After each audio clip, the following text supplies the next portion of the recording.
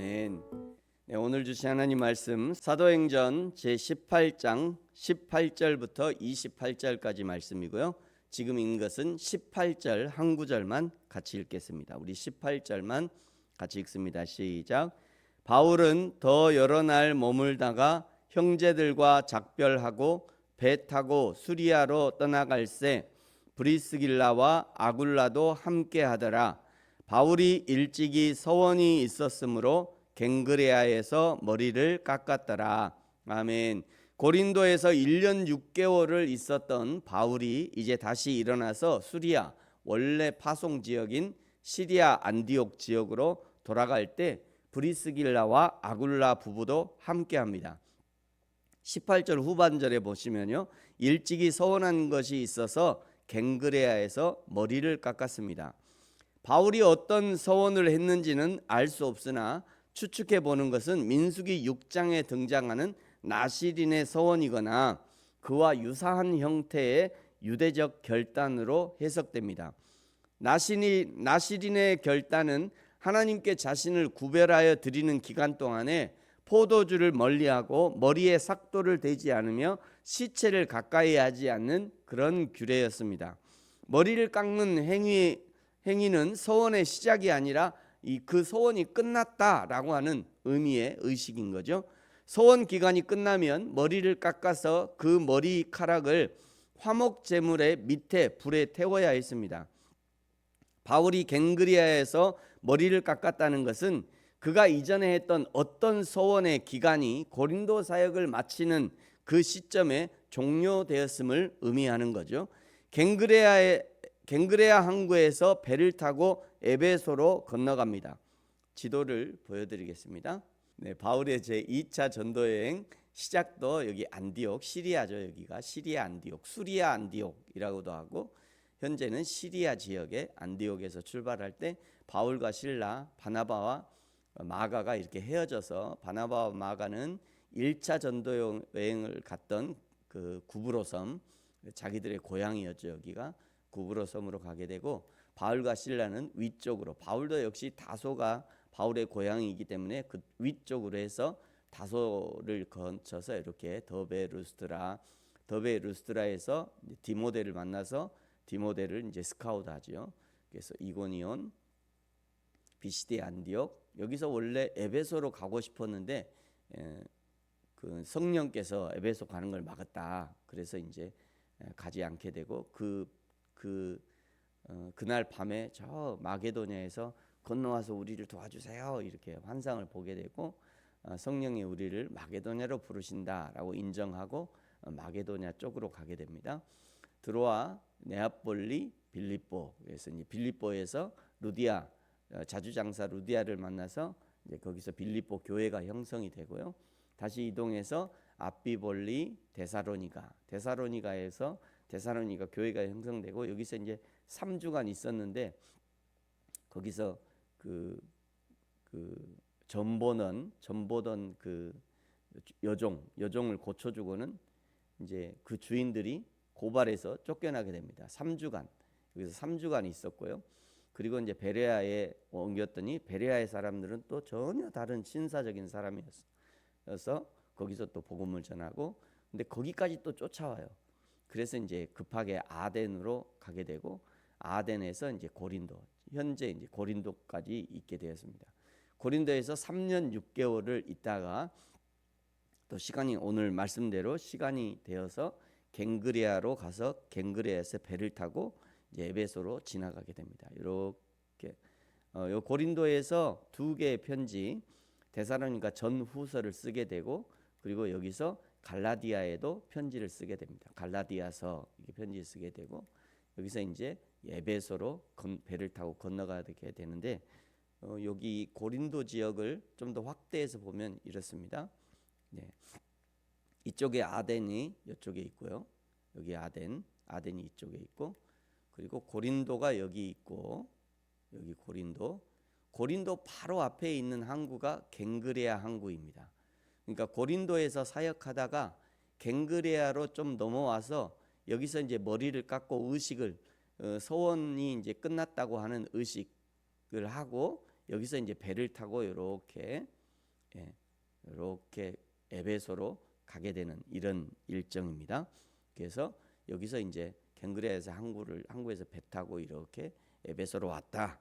바울이 에베소로 건너와서 에베소에서 배를 타고 가이사랴로 왔다가 가이사랴에서 다시 위로 올라가서 본 교회인 이 안디옥 교회에 도착하게 됩니다. 에베소에서도 역시 19절에 회당 중심으로 사역을 하게 되고요. 20절에 보면 사람들은 에베소에 더 머물러 달라 요청했지만 21절에 바울은 배를 타고 에베소를 떠나 22절 가이사랴에 상륙해서 교회 안부를 물은 후 안디옥으로 내려갑니다. 23절에 잠깐 있다가 바로 3차 전도 여행을 시작합니다. 전도 여행의 목적은 분명한데 갈라디아와 부르기아 땅을 차례로 다니며 모든 제자를 굳건하게 합니다. 다시 한번 앞에 보시고요. 지금 2차 전도 여행이 가이사랴에서 안디옥에 도착하면서 2차 전도 여행이 끝나는 거고요. 2차 전도 여행이 끝나자마자 바로 다시 3차 여행을 시작합니다. 자, 3차 여행을 시작할 때는 이미 교회들이 세워져 있죠. 갈라디아 교회, 빌립보 교회, 데살로니가 교회, 고린도 교회가 이미 세워져 있는 거예요. 그래서 이제 3차 전도 여행은 이미 세워진 이런 교회들을 돌아보는 일정으로 시작하게 됩니다. 역시 안디옥에서 시작해서 다소를 지나 더베와 루스트라를 돌아보고 이고니온을 지나서 비스디아 안디옥, 여기서 이제 에베소로 가게 됩니다. 여기 에베소에서 고린도에 관한 그 소식을 듣게 돼요. 고린도에 관한 소식을 듣게 되고 여기서 그 고린도의 문제들을 해결하기 위해서 편지도 쓰고 디모데도 보내고 디도도 보내고 하는 사역을 이 에베소에서 진행하게 됩니다. 바울의 선교 전략은 매우 효과적인 전략이었는데 그리스도인이 전혀 없는 곳에 가서 그야말로 복음의 씨앗을 뿌려서 뿌리는 그런 사역도 가능하지만 바울은 이미 뿌려진 전도의 씨앗을 확인하고 세워진 성도들과 교회를 돌아보면서 그들이 더욱 굳건하게 되는 것을 바울의 전도 전략으로 세웠던 것입니다. 그래서 계속 이미 세워진 교회들을 2번, 3번, 4번 방문하게 되는 거죠. 저희 부르심 교회에 본부를 두고 있는 중일본 선교 연합이라고 하는 단체가 있습니다. 저희들의 그 선교 전략 역시 바울의 선교 전략을 본받아 합니다. 우리도 매년 일본의 비전 트립을 갑니다마는 우리는 새로운 지역을 타깃으로 전도여행을 가기보다 이미 선교사님들이 계신 곳에 방문하여 선교사님의 선교 이야기를 들어주고 그들의 어려움을 공감해주고 선교사님들이 힘을 내서 다음 사역을 진행할 수 있도록 돕는 역할을 하는 것이 우리의 전도 전략입니다.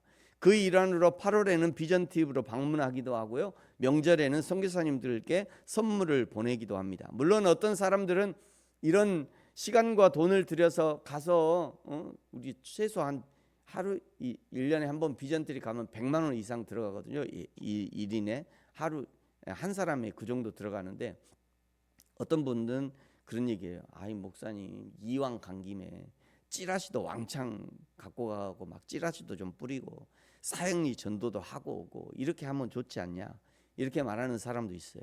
저희 생각은 좀 다릅니다. 한국 사람들은 뭔가를 해도 그냥 뻑적지근하게 하고 금요일 날 그냥 코리안 나이트 해가지고 막 태권도도 준비하고 부채춤도 준비하고 한국 음식 페스티벌도 하고 막 그런 행사를 진행해가지고 가서요. 그런 그냥 일을 아주 크게 벌리고 와요. 사람들을 교회에 초청해서 그래도 뭔가 눈에 보이는 그런 사역들 하기를 좋아합니다. 그 이후에 4박 5일의 비전 트립이 끝난 이후에 선교사님들이 어떻게 뒷감당을 해야 하는지에 관해서는 별로 신경 안 써요. 그건 선교사님이 할 일이고 우리는 우리가 해야 할 일을 한다. 그리고 그냥 그 지역을 다 쑥대밭을 만들어 놓고 와요. 이제 그 다음의 일정들은 선교사님이 알아서 하라는 거예요. 근데 대부분요 한국 교회에서 그렇게 하고 나면 선교사님들은요 6개월 내내 이제 죽어납니다. 왜 그러냐면 우리나라는 이렇게 교회에서 전도지가 자기 우편함에 들어오잖아요. 그러면 아이고 전도에 왔나보다 하고 그냥 버려 자기가. 근데 일본 사람들은요 자기가 원치 않는 찌라시가 들어오잖아요. 그러면 전화를 해요. 아니 이거 우리가 원치 않는 찌라시를 왜 넣냐, 이거 회수해 가라.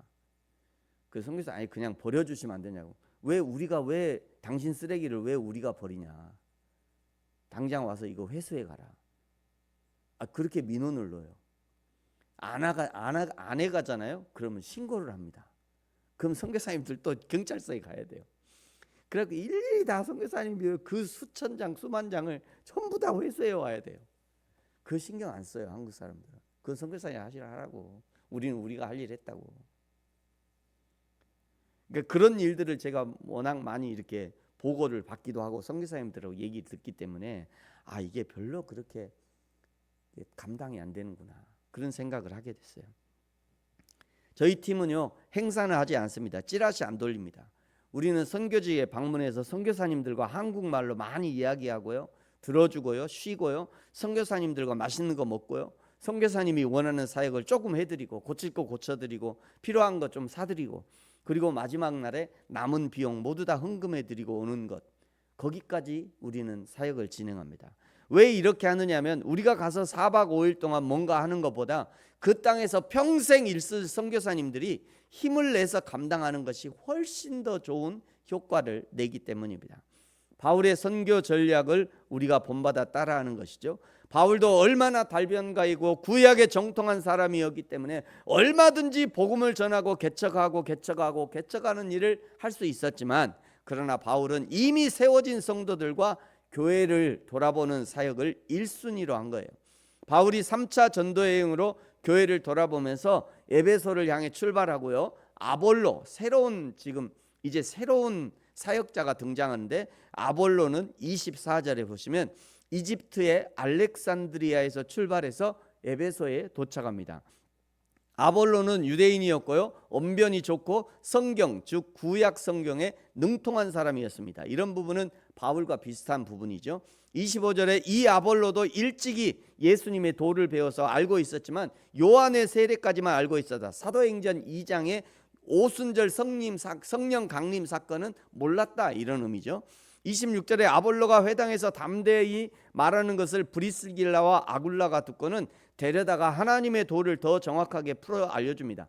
바울의 동역자였던 브리스길라, 아굴라가 바울과 동역하면서 벌써 사역자급으로 성장했다는 것을 보여주는 거예요.